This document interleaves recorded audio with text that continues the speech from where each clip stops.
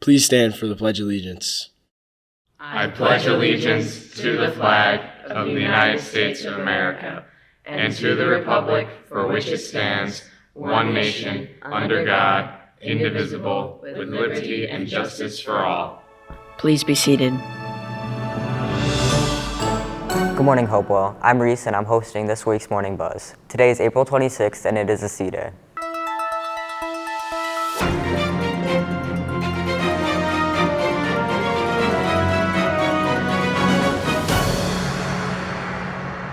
The solar eclipse was on April 8th. Ms. Trujillo captured this time-lapse video you see here.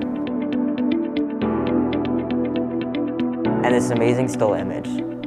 She used a C-STAR S50 smart telescope with a solar filter that is intelligently designed for star tracking.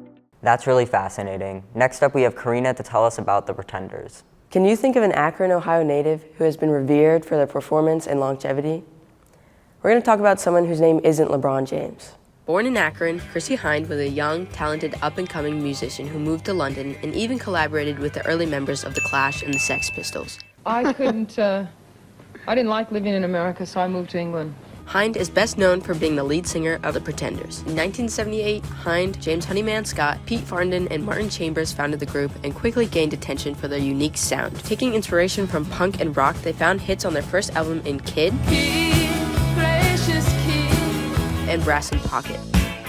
Got brass in pocket. This album was a commercial success and received critical acclaim from multiple music outlets. Things unfortunately took a turn in 1982 when James and Pete died within just a few months of each other, leaving Martin and Chrissy to carry on the legacy of the band. Over the years, Hind has continued to lead the band, recruiting new members and releasing successful albums with the changing lineups. They've remained active, touring, and releasing new music into the 2000s and on. Hind and the Pretenders were inducted into the Rock Hall of Fame in 2005, and their legacy continues to inspire generations of fans. Thanks for listening. Let's stick with the music. Alan is going to teach us about the R&B group from the 80s and 90s, Belle Biv DeVoe. Let's learn a little bit about the famous group Belle Biv DeVoe. Let's see if anyone even knows who they are. Have you ever heard of Belle Biv DeVoe? No, I have not. No. No. No. No. Nah. No. Belle Biv DeVoe burst onto the scene in the early 90s, bringing with them a fresh sound that captivated audiences worldwide. But before we talk about their groundbreaking music, let's take a trip down memory lane and explore the roots of this dynamic trio. Before forming Belle Biv DeVoe, Ricky Bell, Michael Bevins, and Ronnie DeVoe were all members of the legendary group New Edition. All right.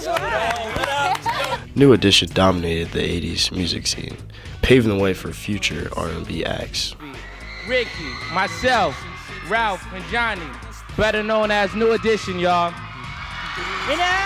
What set Belle Biv DeVoe apart from their peers was the creative blend of R&B melodies with hip-hop beats.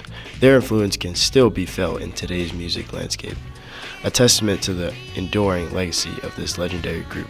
Keep grooving to the beat and always remember to stay tuned to the rhythm of life. It's Poetry Month. Let's hit the hallways. Iris, do you have poetry in your heart?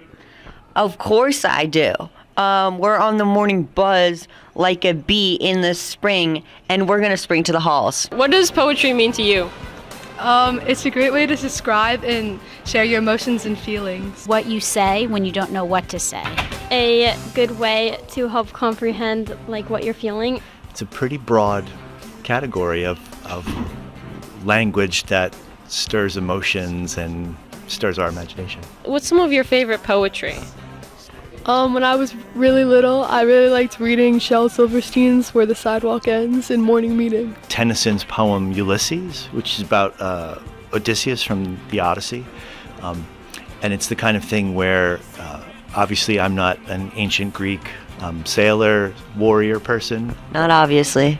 Oh, thank you. The Lake Isle of Innisfree by William Butler Yeats. I will arise and go now and go to Innisfree. How do you feel about poetry? I hate poetry and all literary analysis, yeah. Every time you say you hate poetry, it wounds an English teacher to the quick. Now let's get into this week's movie mystery.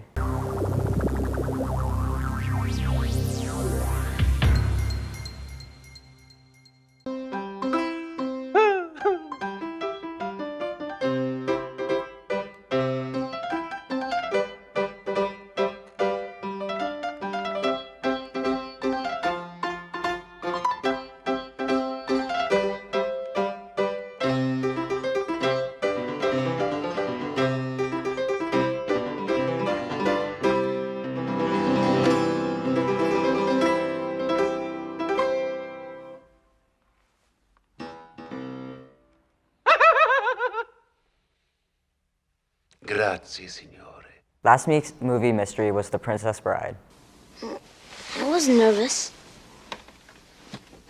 Well, maybe I was a little bit concerned, but that's not the same thing.